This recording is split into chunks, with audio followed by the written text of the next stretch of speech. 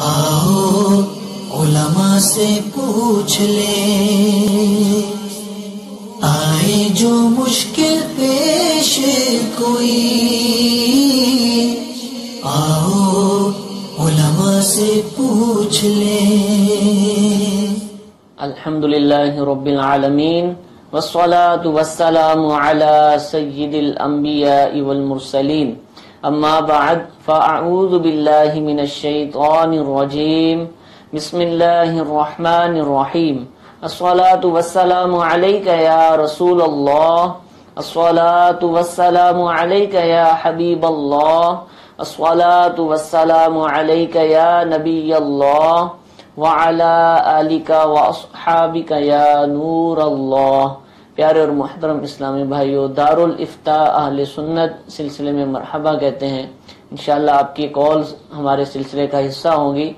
آپ کسی بھی حوالے سے شرعی رہنمائی حاصل کرنا چاہیں، دینی مسئلہ پوچھنا چاہیں تو ہمارے نمبر اسکرین پر دکھائے جائیں گے، آپ ان پر رابطہ کیجیے۔ انشاءاللہ ممکن ہوا تو آپ کا سوال سلسلے میں شامل کر لیا جائے گا۔ درود پاک کی فضیلت سنتے ہیں۔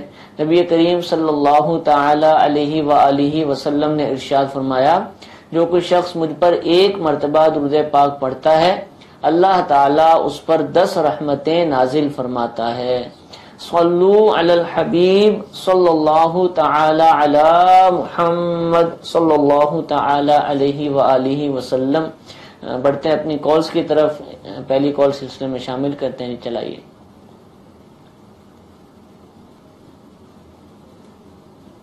کیا ایک قرآن پاک مکمل کرنے سے پہلے دوسرے قرآن شروع کر سکتے ہیں کیا؟ قرآن پاک مکمل کرنے سے پہلے پڑھتے پڑھتے مثال کے طور پہ 22ویں پارے پہ پہنچ گئے تو ابھی وہ مکمل نہ ہوا تھا، دوبارہ سے پہلے پارہ شروع کر دیا، شاید یہ پوچھنا چاہ رہے ہیں، تو کیا ایسا کیا جا سکتا ہے؟ الحمدللہ رب العالمین والصلاة والسلام علی سید الانبیاء والمرسلین، اما بعد فاعوذ باللہ من الشیطان الرجیم، بسم اللہ الرحمن الرحیم۔ قرآن پاک پڑھنا خیر ہی خیر ہے، ٹھیک ہے۔ بہتر تو یہ ہے کہ ایک قرآن پاک ختم کر لیا جائے پھر دوبارہ شروع کریں، لیکن اگر کسی نے دوبارہ سے وہی پارہ پڑھ لیا یا ابتدا سے دوبارہ شروع کر لیا تو اس کو قرآن پاک پڑھنے کا ثواب بھی ملے گا اور شرعاً اس طرح پڑھنے میں کوئی حرج بھی نہیں ہے۔ ٹھیک ہے، پڑھا جا سکتا ہے۔ ٹھیک ہے جی، ایک اور کال چلائیے۔ میں عبدالقادر کا اتاری ہند سے بول رہا ہوں۔ میرا مفتی صاحب کے بارگاہ میں یہ سوال ہے، اگر کوئی اسلامی بہن کا منگنی ہو چکا ہے اور ان کے جو زیورات ہیں جو ان کے سسرال سے ملے ہیں، کیا ان کا زکوٰۃ نکال سکتے ہیں؟ جی، منگنی پر بھی انگوٹھی پہنا دی جاتی ہے یا اور بھی چیزیں ہوتی ہیں، بریسلٹ وغیرہ، تو اب وہ زکوٰۃ کس پر ہے؟ وہ مالک ہو چکی ہیں یا ابھی شادی کے بعد ملکیت آئے گی، کیا ہوگا؟ جو منگنی کے وقت بطور تحفہ اگر زیورات دے دیے، ٹھیک ہے، یا ان کے علاقے میں ایسا عرف ہے کہ منگنی کے وقت ہی زیورات دے دیتے ہیں، اب یہ دے دینا 2 طرح کا ہوگا، یا تو تحفہ دے کر ان کو مالک بنا دیا ہے، ٹھیک ہے، تو اب یہ مالک ہوگی، ان کے قبضے میں آ گیا، تو اب یہ ان زیورات کی مالک ہوں گی۔ اور دوسری صورت یہی ہے کہ جس طرح شادی کے بعد بھی ایک صورت یہ ہوتی ہے کہ مالک بنانے کی اور دوسری صورت استعمال کرنے کی، یعنی مالک نہیں بنایا جاتا، صرف پہننے کے لیے زیورات دے دیے جاتے ہیں۔ اگر یہ والی صورت ہے کہ جس میں استعمال کے لیے دیے ہیں، پہننے کے لیے دیے ہیں، مالک نہیں بنایا ہے، تو اس صورت میں یہ ان کی مالک نہیں ہوں گی اور ان زیورات کی ان کے اوپر زکوٰۃ بھی نہیں ہوں گی۔ اور اگر پہلی صورت ہے کہ جس صورت میں مالک بنا دیا گیا ہے، اب اگر یہ نصاب کو پہنچتے ہیں، یعنی یہ خود زیورات ہی اتنے ہیں کہ نصاب کی مقدار کو پہنچ رہے ہیں، یا ان زیورات کے ساتھ جو ہے وہ چاندی یا نقدی یا مال تجارت میں سے کچھ اور بھی ہے کہ دونوں مل کر نصاب کی 52.5 تولے چاندی کی نصاب کی مقدار کو پہنچ رہے ہیں، اور دیگر شرائط زکوٰۃ یعنی حاجات اصلیہ سے فارغ ہیں، سال گزر چکا ہے، تو اب اس صورت میں یہ صاحب نصاب تو پہلے ہو گئی تھی، سال گزرنے کے اوپر ان زیورات کی زکوٰۃ دینی ہوگی۔ حضور اس معاملے میں ہم یوں نہیں کہہ سکتے کنفرمیشن ہے کہ یہ مالک نہیں بنایا جائے، خدا نخواستہ منگنی ٹوٹ جاتی ہے تو واپس لے لیا جاتا ہے، کیا کہیں گے سوال؟ اس میں اصل میں اعتبار ہوتا ہے عرف کا، یعنی اگر عرف یہ ہو کہ جیسے نکاح میں فقہاء نے فرمایا عرف اگر یہ ہے کہ نکاح ختم ہو جانے کے بعد بھی وہ زیورات بدستور عورت کی ملکیت میں رہتے ہیں، واپس نہیں لیے جاتے، تو یہ اس بات کی دلیل ہے کہ یہ ان کو مالک بنا دیا گیا۔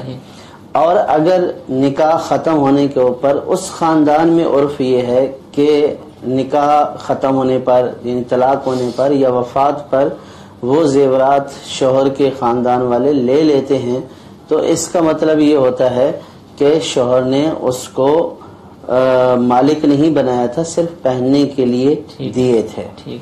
اور تیسری صورت یہ ہوتی ہے کہ سراحتاً یہ کہہ دیا ہو کہ میں نے آپ کو مالک بنا دیا ہو۔ ٹھیک ہے، تو اب اگر یہی جو عرف والی صورتیں ہیں اس میں یہی ہو کہ منگنی کرتے وقت ان کو مکمل طور پر مالک بنا دیا جاتا ہے، منگنی ختم بھی ہو جائے تب بھی وہ واپس نہیں لیے جاتے ہیں، تو اس صورت میں تو وہ عورت ہی مالک ہوگی۔ اور اگر منگنی ختم ہونے پر یا نکاح ختم ہونے پر وہ واپس لے لیے جاتے ہیں تو اس صورت میں وہ مالک نہیں ہوگی، سوائے یہ کہ کوئی واضح طور پر انہوں نے قبضہ دے کر واضح طور پر یہ نہ کہا ہو کہ میں نے آپ کو مالک کیا۔ اگر یہ نہیں کہا ہے تو پھر واپس لے لیے جاتے ہیں، تو پھر عرف کا اعتبار کرتے ہوئے اس کے مالک وہی قرار پائیں گے کہ جنہوں نے یہ دیے تھے۔ ٹھیک ہے، چلو اسی سے ریلیٹڈ ایک الگ مسئلہ ہے کہ مثال کے طور پہ منگنی ہو گئی جی 2 مہینے پہلے 3 مہینے پہلے عید سے، تو اب یہ سمجھا جاتا ہے کہ عید کے اوپر جو ہے وہ کپڑے وغیرہ دینا جو ہے نا یہ لازم ہے، تو کیا کچھ شرعی طور پر منگیتر جس کو کہتے ہیں ہمارے ہاں، وہ اس پر کچھ شرعی طور پر نان نفقہ یا اس طرح کی چیزیں لازم ہو جاتی کہ عید شبرات کے موقع پر وہ لڑکی کے گھر میں کپڑے بھجوائے، جوتے بھجوائے، یا وہ تحفہ ہی کہلائے گا کیا ہے؟ لیکن اگر نہ دیے جائے نا تو باتیں کی جاتی ہیں، دیکھیں عید آئی انہوں نے ہمیں جو ہے وہ بالکل دیا ہی نہیں لوگوں، یہ کیسے لوگ ہیں یہ؟ تو کیا اس کا شرعی طور پر کیا حکم ہے؟ نان نفقہ تو نکاح کے بعد ہی لازم ہوتا ہے، نکاح سے پہلے کسی پر نان نفقہ کسی کا یوں لازم نہیں ہوتا ازدواجی تعلق کے حوالے سے۔ جب ازدواجی رشتہ قائم ہوگا تو اس کے بعد ہی نان نفقہ ہوگا۔ اور اس کے علاوہ جو عام طور پر رواج ہوتا ہے کہ عید کے موقع پر جہاں منگنی ہوتی ہے تو دے دیتے ہیں، تو یہ بھی دینا نہ لڑکی والوں پر لازم ہے نہ لڑکے والوں پر شرعاً لازم ہے، کسی پر بھی یہ لازم نہیں ہے۔ اور اگر یہ دے دیا جاتا ہے تو یہ دے دینا تحفہ کہلائے گا۔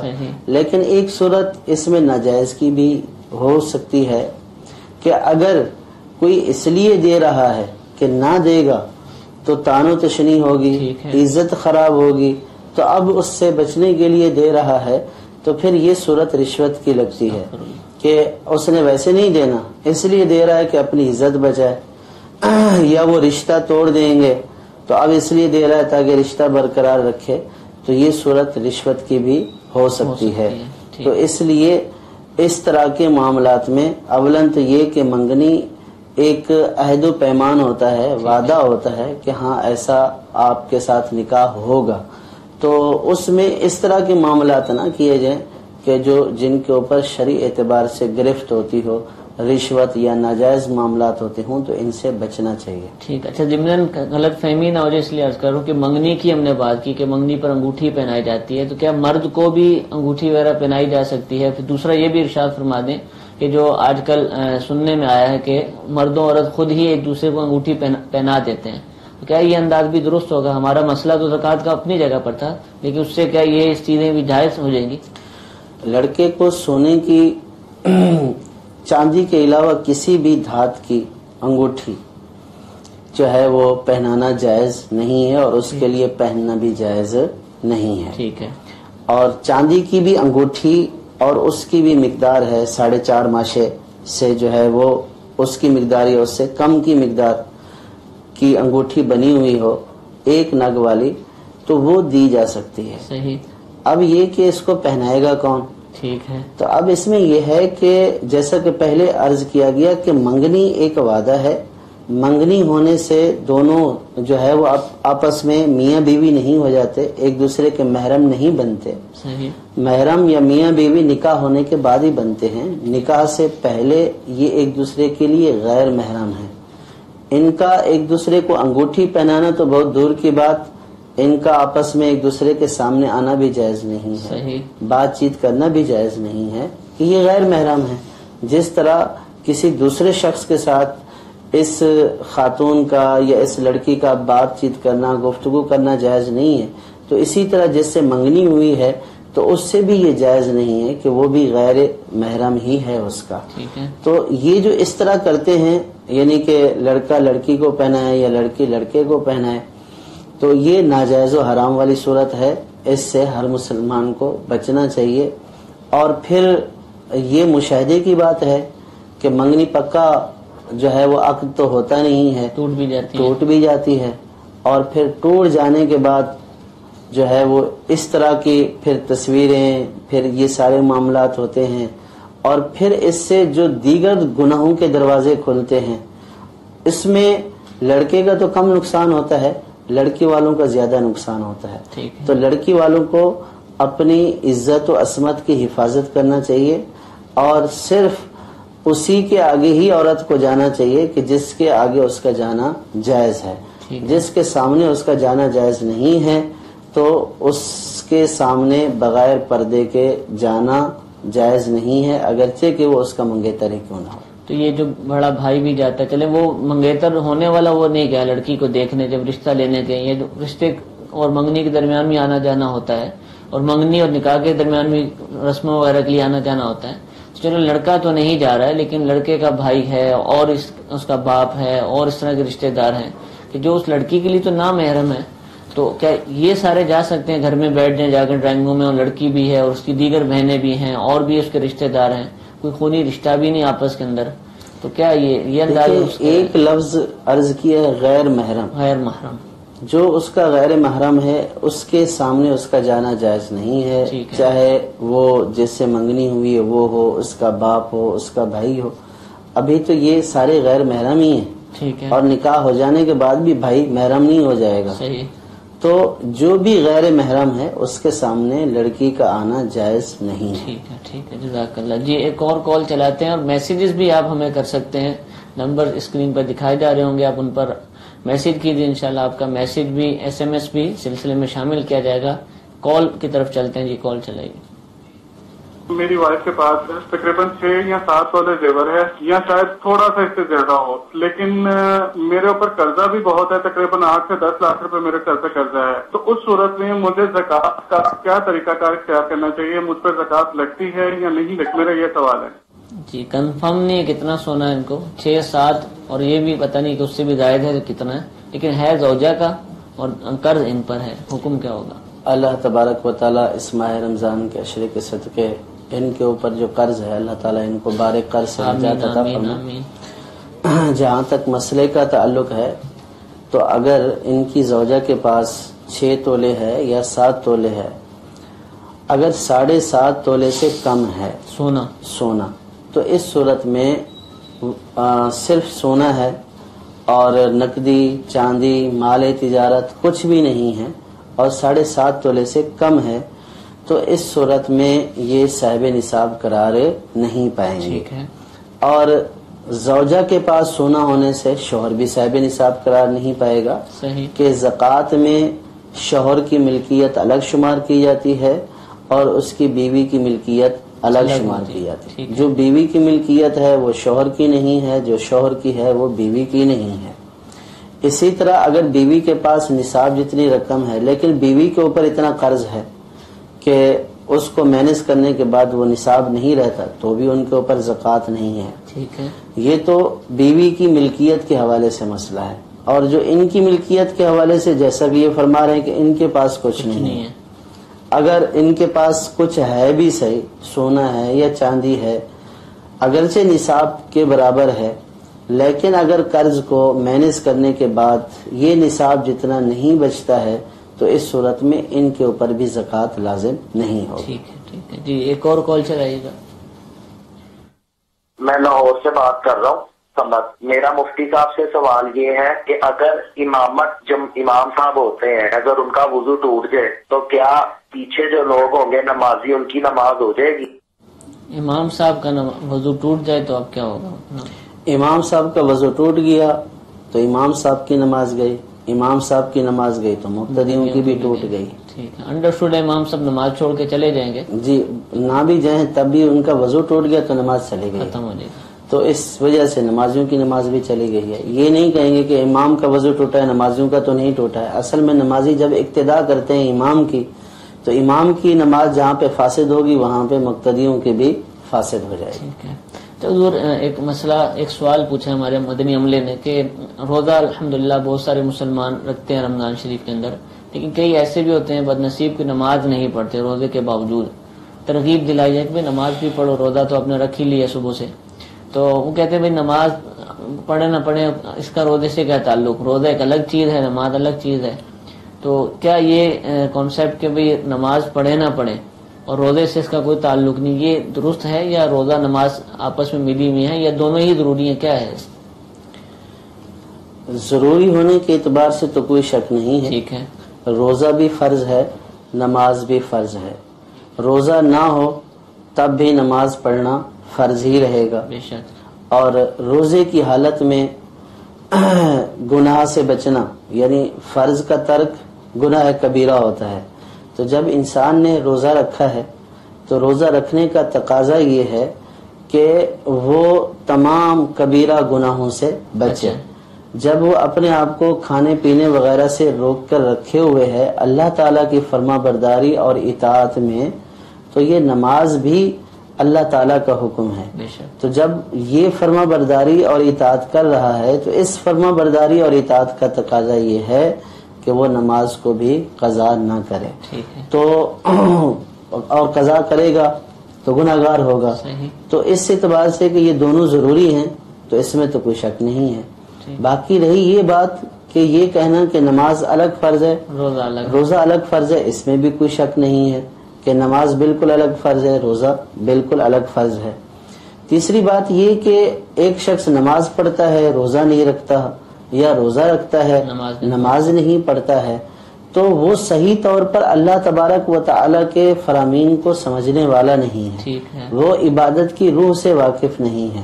تو جو نماز پڑھتا ہے اس کے اوپر روزہ رکھنا بغیر اگر کوئی عذر نہیں ہے تو اس کے اور عاقل بالغ ہے تو اس کے اوپر روزہ فرض ہے، تو اس کے اوپر روزہ رکھنا ضروری ہے، اور روزہ چھوڑے گا گناہگار ہوگا۔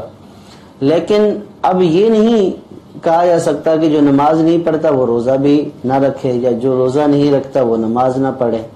تو ایسا نہیں ہے، دونوں اللہ تبارک و تعالیٰ کی طرف سے بندے کے اوپر فرض کیے گئے ہیں، تو دونوں فرضوں کو پورا کرنا چاہیے، اور جو روزہ رکھ کر بھی گناہ سے باز نہ آئے۔ نماز چھوڑنا گناہ ہے، کبیرہ گناہ ہے، جو روزہ چھوڑنے کے باوجود بھی گناہ سے باز نہ آئے تو حدیث پاک کے مفہوم کے مطابق اللہ تبارک و تعالیٰ کو اس کے بھوکے پیاسے رہنے کی کوئی حاجت نہیں ہے۔ تو اس لیے روزے دار کو چاہیے کہ وہ روزہ رکھے، تو روزے کا یہ تقاضا کہ اپنے اعضاء کو، تمام اعضاء کو اللہ تبارک و تعالیٰ کی اطاعت میں مصروف کر دے۔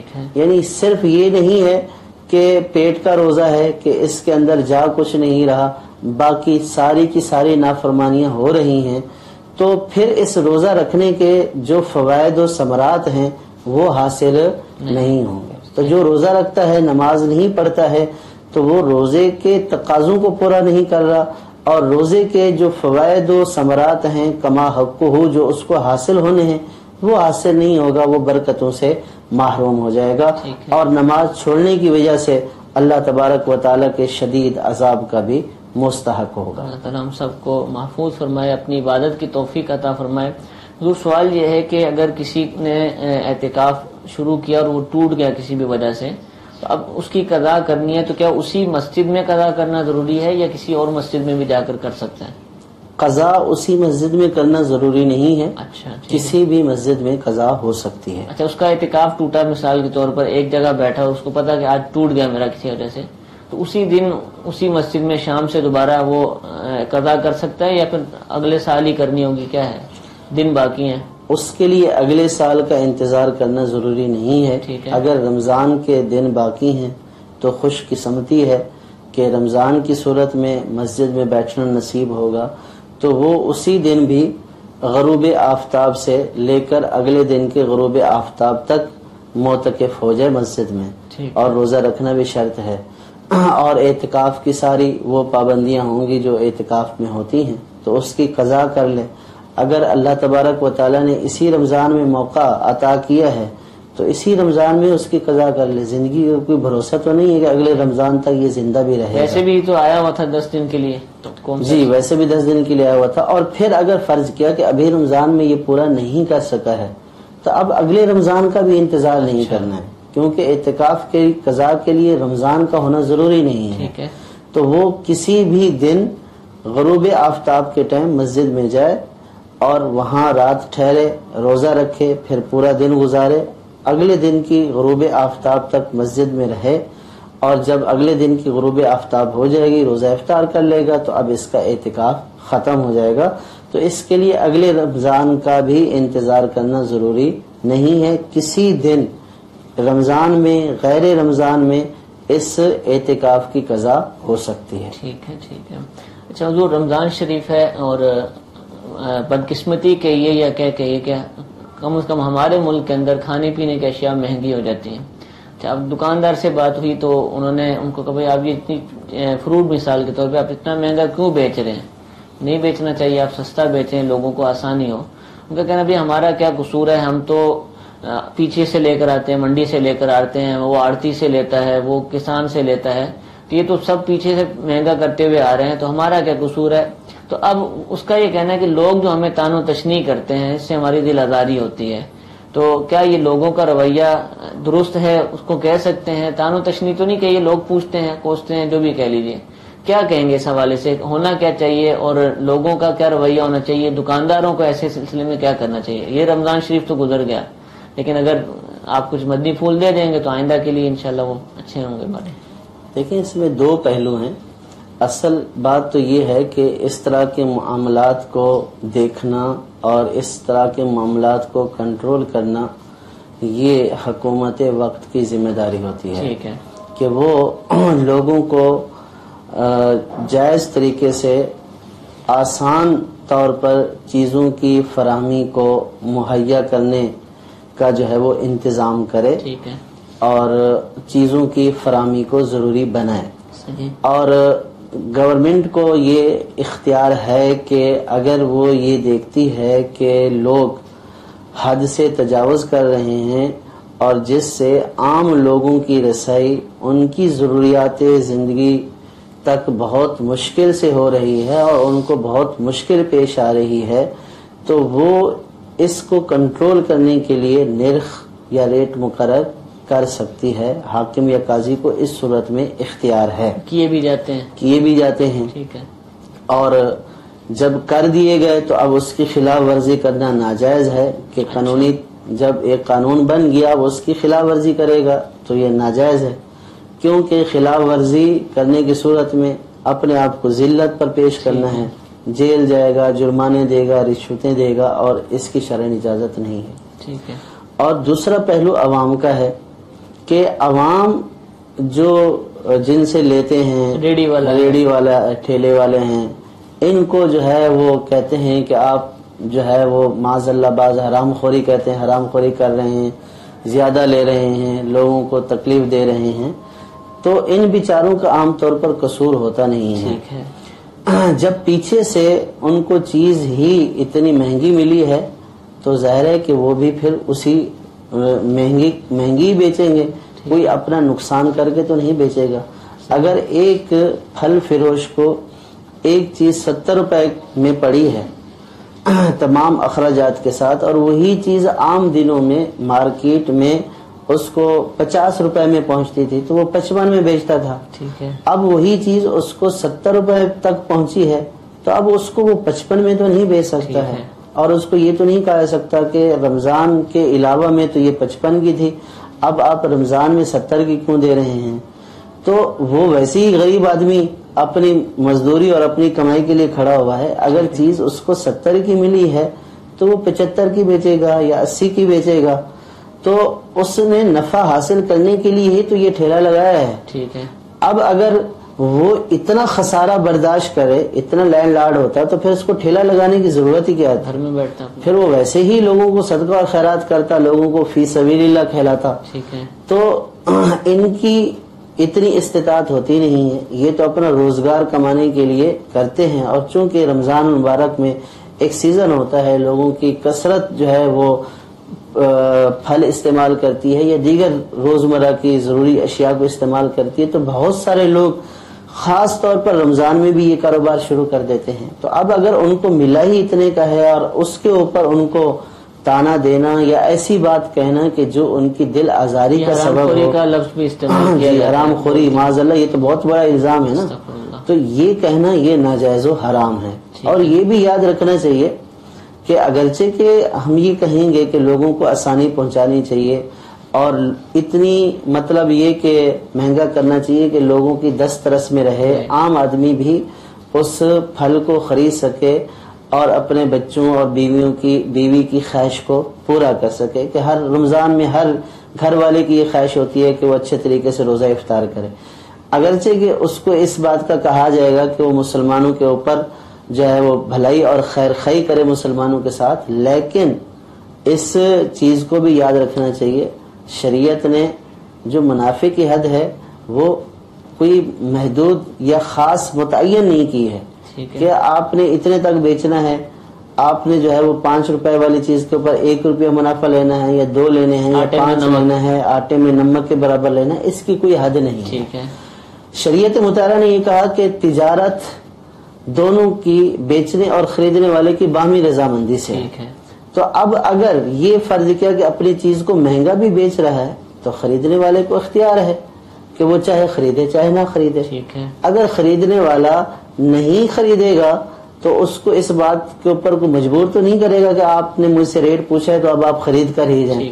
اگر ایسا ہو تب تو یہ کہیں گے کہ یہ زبردستی کر رہے ہیں. تو جب یہ اپنی چیز جو اس نے لی ہے اپنے حلال پیسوں سے, یہ اس کو بیچ رہا ہے اور زیادہ قیمت میں بیچ رہا ہے اور آپ کو بتا کر بیچ رہا ہے کہ میں اتنے کی بیچوں گا, اب آپ کی مرضی ہے کہ آپ اس کو لیں یا نہ لیں. لیکن اگر آپ کی دسترس سے یہ اوپر ہے تو پھر اس کو طعن و تشریح کرنا یا اس کو اس طرح کے کلمات کہنا کہ جس کی شرعن اجازت نہیں ہے, یہ اب ظالم یہ ہوا. وہ تو ظالم نہیں ہے, شرعی حدود و قیود کے اندر وہ صحیح کر رہا ہے, شریعت اس کو ناجائز نہیں کہتی ہے. لیکن اب جو شرعی اعتبار سے درست کر رہا ہے اس کو اب اس طرح کی باتیں کہنا کہ جس سے اس کی دل آزاری ہو, یہ شرعن ناجائز اور گناہ ہے. تو عوام کو چاہیے کہ وہ ٹھیلے والوں سے الجھنے کی بجائے وہ اپنی حکومت سے, اپنے صاحب اقتداران شخصیات سے مطالبہ کریں کہ اس معاملے کو دیکھا جائے اور اس معاملے میں مسلمانوں کو آسانی کی صورت جو ہے وہ فراہم کی جائے. تو جن کا یہ کام ہے وہ اس سے غافل ہیں اور جن سے مطالبہ کرنا ہے ان سے کوئی مطالبہ نہیں ہے, اور جن سے مطالبہ نہیں کرنا ہے ان کو جو ہے ہم طعن و تشریح کا نشانہ بنا رہے ہیں. ٹھیلے والے کو بول رہے ہیں اور خود کپڑے مہنگے بیچ رہے ہیں, یعنی وہ مل جل کر ہی تو ایک انوائرمنٹ بنتا ہے, ماحول بنتا ہے کہ ادھر ہم اگر کسی کو کہہ رہے ہیں کہ آپ مہنگائی کر رہے ہیں تو خود بھی کوئی نہ کوئی کام تو کرتے ہوں گے نا. جی پورے صورتحال ہی ہماری. تو حضور ایک اور سوال ہے, ان دنوں میں آپ کو بھی اس سے ہو سکتا ہے پالا پڑا ہو کہ اب چونکہ ہم نے مسئلہ سنا ہے کہ مسکین سوال کر سکتا ہے, فقیر شرع فقیر کو بھی سوال کی اجازت نہیں ہے. آپ پارکنگ کرنے جاتے ہیں, 30 روپے پارکنگ ہے, وہ 20 روپے عیدی مانگے گا. اور بہت سارے لوگ ہوتے ہیں کہ وہ ریٹ کچھ اور ہوتا ہے اور کہتے ہیں ساتھ عیدی بھی ہے ہماری. تو کیا یہ جو سوال کرتے ہیں عیدی کے نام پر کہ چیز جو بھی اس کی فیس تھی یا کچھ بھی تھا وہ کچھ اور تھی یا کچھ بھی نہیں ہے, ایک آدمی ہے آپ کو سروسز دیتا ہے, پورا سال آنا جانا ہے, لیکن عید کے دن میں اسپیشل ہر گھر میں جائے گا اور وہ عیدی لے گا. بہت سارے لوگ ہوتے ہیں اس طرح کے.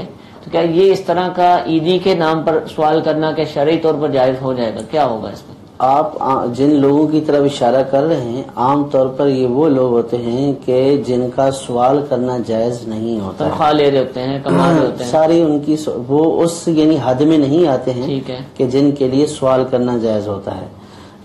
تو شریف فقیر بھی ہے تو جو زکوٰۃ لے سکتا ہے، جو زکوٰۃ لے سکتا ہے، تو اس کے لیے بھی زکوٰۃ کا سوال کرنا جائز نہیں ہے۔ ٹھیک ہے، اگر کوئی اپنی طرف سے اس کو زکوٰۃ دے دیتا ہے اور وہ مستحق زکوٰۃ ہے لے لیتا ہے تو اس میں کوئی حرج نہیں ہے۔ صحیح۔ ظاہر ہے کہ شریف فقیری کو زکوٰۃ دینی ہے، لیکن سوال اس کا بھی کرنا جائز نہیں ہے۔